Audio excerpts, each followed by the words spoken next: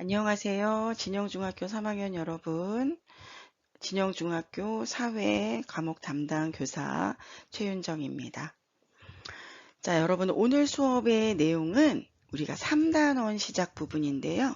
3단원의 경제생활과 선택이라고 하는 부분을 공부하도록 하겠습니다. 자, 여러분 수업을 시작하기 전에 가정학습지를 꺼내 놓으시고 영상을 보시면서 가정학습지를 또 보면서 수업을 하시도록 하겠습니다. 자, 오늘 수업의 학습 목표는 경제활동과 경제체제라고 하는 부분 중에서 경제활동의 의미와 희소성을 설명할 수 있다. 자, 시작해 보도록 하겠습니다. 자, 우리 가정학습지 보면서 수업 시작하도록 하겠습니다. 자, 1번 경제활동과 경제체제. 자, 우리가 경제활동의 의미를 살펴보면 사람이 생존에 필요한 재화나 서비스를 만들고 사용하는 모든 활동을 말해요. 자, 경제라고 하는 말은 물론 여러분이 딱 떠오르는 생각은 돈이다 라고 생각할 수 있는데 이 경제활동이라고 하는 것은 사람들이 살아가기 위해서 필요한 그 무언가를 만들거나 사용하는 모든 활동을 말해요. 자, 여러분 여기에서 우리가 못 봤던 단어들이 나타났어요. 재화와 서비스. 우리가 재화와 서비스가 무슨 뜻인지 한번 알아보도록 하겠습니다. 자, 재화란 과일, 신발, 안경, 자동차, 보석 등과 같이 인간의 욕구를 충족해주는 눈에 보이는 모든 물건을 말해요. 물론 여기에는 돈도 들어가고 집도 들어가고 여러 가지 여러분이 원하는 여러 가지 물건들을 말할 수 있겠죠. 이렇게 그림에서 살펴보면 먹고 싶은 물건이라든지 여러 가지 과일이라든지 여러분이 필기할 때 쓰는 필기도구라든지 돋보기라든지 이런 것들을 전부 재화라고 합니다. 자, 서비스는 인간의 욕구를 충족시켜주는 인간의 모든 활동이에요. 눈에 보이지는 않지만 여러분의 욕구를 충족시켜주는 무언가가 있어요. 바로 이러한 연주, 사람들의 연주라든지 아니면 의사 선생님의 진료라든지 이런 것을 통해서 우리는 여러 가지 욕구를 충족할 수 있게 되겠죠. 그래서 이러한 것을 서비스라고 해요. 그래서 경제활동은 사람이 생존에 필요한 재화나 서비스를 만들고 사용하는 모든 활동, 눈에 보이는 물건이라든지 눈에 보이지 않는 인간의 활동들, 이 모든 것을 만들고 사용하는 모든 활동을 의미합니다. 자, 우리 지금부터 경제활동의 종류라고 한번 알아볼까요? 자, 경제활동의 종류에는 크게 생산과 소비와 분배라고 하는 용어로 나누어질 수 있어요. 자, 생산이라고 하는 용어는 어떠한 생산에 필요한 재화와 서비스를 만들거나 가치를 증대시키는 활동이에요. 공장에서 물건을 만들어내거나 음식점에서 음식을 만들어내거나 이러한 어떤 재화나 서비스를 만들어낼 때 우리는 생산이라고 합니다. 자, 소비는 생활에 필요한 눈에 보이는 물건인 재화나 눈에 보이지 않는 서비스를 구입하여 사용하는 것을 소비라고 해요. 여러분이 시장에 가서 장을 보면서 오늘 저녁에 먹을 반찬을 산다든지 아니면 냉장고를 산다든지 아니면 세탁기를 산다든지 아니면 옷을 산다든지 이러한 여러 가지 어떠한 물건이나 또는 영화를 본다든지 어떠한 여러분의 인간의 활동, 서비스를 구입하여 사용하는 것을 소비라고 합니다. 자, 세 번째 용어인 분배는 또 잘못 생각하고 있을 수도 있어요. 나누어 준다라는 뜻일 수도 있는데 사실 경제에서는 무조건 나누어 준다라는 뜻은 없어요. 이 분배는 나누어 주긴 하지만 생산 과정에 참여한 대가를 나누어 가지는 것이라는 말이 중요합니다. 자, 여기 그림 한번 볼까요?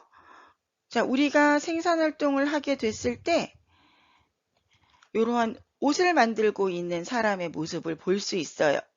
그래서 우리가 생산 활동은 무언가를 만드는 활동이다 라고 생각하시면 되고요. 이러한 돈을 가지고 내가 원하는 옷을 사러 가는 이러한 활동. 자, 이러한 활동을 소비 활동이라고 할 수 있습니다. 자, 내가 이렇게 생산 과정에서 대가로 받을 수 있는 분배 활동은 바로 월급.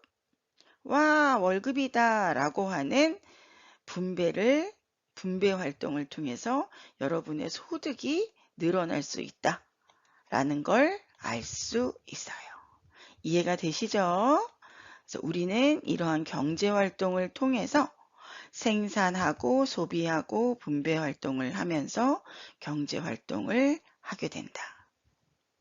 이해되셨지요? 넘어가도록 하겠습니다. 자, 우리 희소성이라고 하는 단어가 나왔어요. 자, 희소성이라고 하는 이 말은 경제에서 굉장히 중요한 의미로 생각할 수 있어요. 희소하다라는 뜻은 희박하고 적다, 그 양이 적다 라고 하는 뜻인데 경제에서의 희소성은 우리가 가지고 싶어 하는 마음인 욕구가 무한하기 때문에 우리의 욕구를 충족해 줄 수 있는 자원은 그 양이 한정되어 있기 때문에 그것을 희소하다, 희소성이다 라고 설명할 수 있어요. 자, 사람의 욕구는 무한한데 이를 충족해 줄 자원이 한정된 것을 희소성이라고 해요. 그래서 우리는 이러한 한정된 자원을 필요로 하는 사람의 욕구는 많기 때문에 어떤 선택의 문제가 발생할 수 있다. 자, 그래서 우리의 희소성은 자원이 양이 한정되어 있다. 이때 발생하는 것은 사실 아니다. 사람의 욕구에 비해 존재량이 한정되었을 때 나타난다는 뜻이에요. 양이 무조건 적다고 해서 희소하다라고 얘기하진 않아요. 사람의 욕구에 비해 존재량이 적을 때 희소성이라고 해요. 예를 들면 독버섯은 양이 한정되어 있어요. 여기저기에 널려져 있는 건 아니에요. 우리가 깊은 산속을 가다 보면 어쩌다 발견할 수 있어요. 그렇다고 해서 우리는 독버섯이 희소하다라고 얘기하진 않아요. 왜? 이것을 원하는 사람은 없기 때문에 그래요. 그런데 우리가 다이아몬드다, 금이다 라고 하는 건 희소하다 라고 얘기할 수도 있어요. 왜냐하면 우리는 그것을 갖고자 하는 욕구가 굉장히 큰데 그거에 비해 지구상에 존재하는 그 양은 한정되어 있을 때 희소하다 라고 얘기할 수 있습니다. 이해가 되셨지요?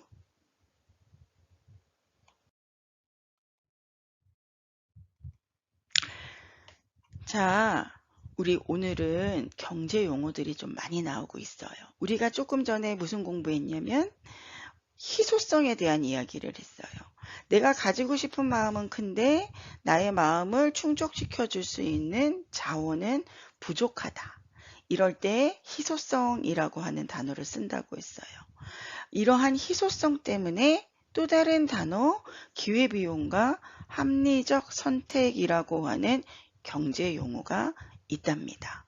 자, 기회비용이라고 하는 말을 들어보면 여러분은 어떤 뜻이라는 생각이 드시겠어요?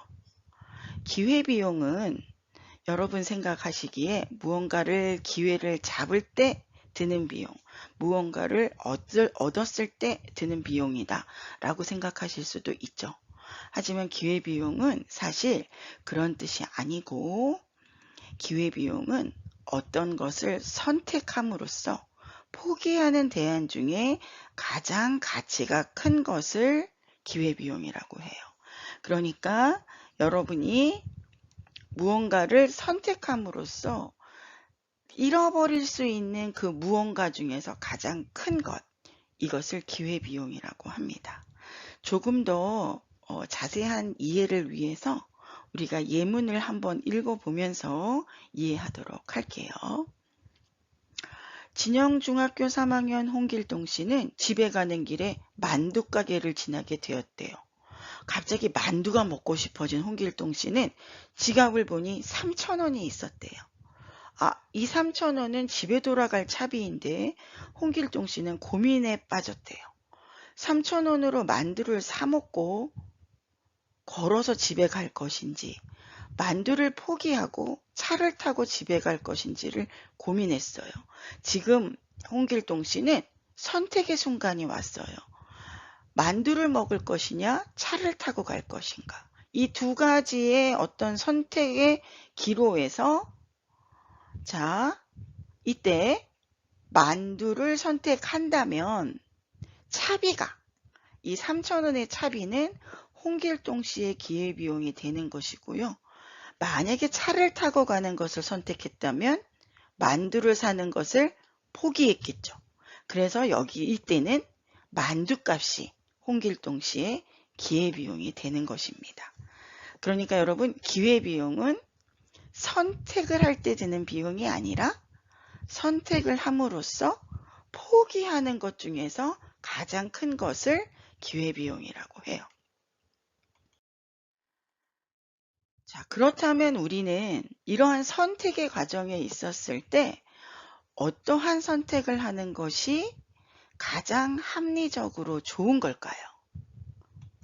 자, 가장 적은 비용, 그러니까 포기의 비용을 가장 적게 하는 것이 좋고, 가장 큰 편익이라고 하는 말은 내가 이 선택으로 얻게 되는 만족감이나 이득, 내가 이것을 선택해서 얻을 수 있는 만족감이 내가 이것을 포기함으로써 얻을 수 있는 것보다 훨씬 컸을 때 그걸 편익이라고 해요. 그러니까 가장 좋은 것을 선택하고 가장 작은 비용으로 가장 좋은 것을 선택하는 것이 합리적 선택이라고 합니다. 자, 우리 합리적 선택의 과정을 한번 볼게요. 번호를 따라서 가서 한번 보도록 하겠습니다. 자, 첫 번째, 이 학생은 가방을 새로 사야 되는데 돈이 5만 원밖에 없다고 해요. 이 5만 원으로 내가 어떤 가방을 살까? 라고 선택할 때, 자, 두 번째, 어떤 가방이 적합할까? 나한테 필요한 가방은 무엇인가를 여러 가지를 종류를 알아보았어요.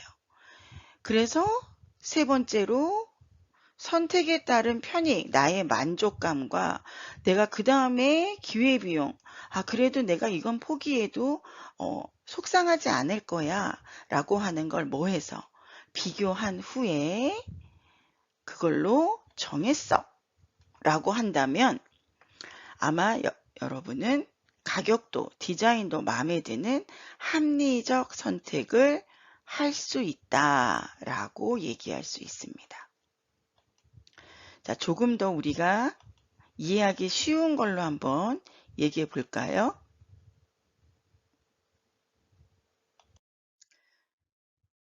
자, 여러분 볼게요. 자, 메뉴판이 있어요. 떡볶이와 순대와 김밥이라고 하는 선택의 순간에 왔어요. 3,000원으로 무엇을 먹을지 고민하다가 떡볶이를 선택했을 때의 만족감이 가장 크다라고 나는 생각했어요. 그 다음은 김밥이고 그 다음은 순대다 라면 당연히 제일 만족감이 큰 떡볶이를 선택하는 것이 합리적 선택이고, 이때 기회비용은 그 다음에 먹고 싶은 김밥, 그래서 다시 한번 볼게요. 내가 떡볶이를 선택했을 때가 만족감이 가장 크고 다음은 김밥이다 라고 하면 이때 기회비용, 떡볶이를 선택함으로써의 기회비용은 뭐다? 김밥이다 라고 할 수 있어요. 이해되셨지요? 자, 그래서 오늘 수업 조금 어려웠어요. 경제 활동, 재화와 서비스, 여러 가지 생산, 소비, 분배, 희소성, 기회비용, 합리적 선택 이러한 단어들을 배웠습니다.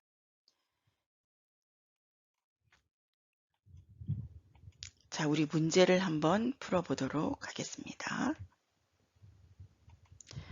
자, 사람의 욕구는 무한한데 비해 이를 충족해줄 자원이 한정되어 있다. 이런 현상을 뭐라 할까요? 1번 대중성이다. 2번 다양성이다. 3번 희소성이다. 4번 화제성이다. 5번 소비성이다. 자, 여러분 답은 그렇죠. 3번 희소성이다.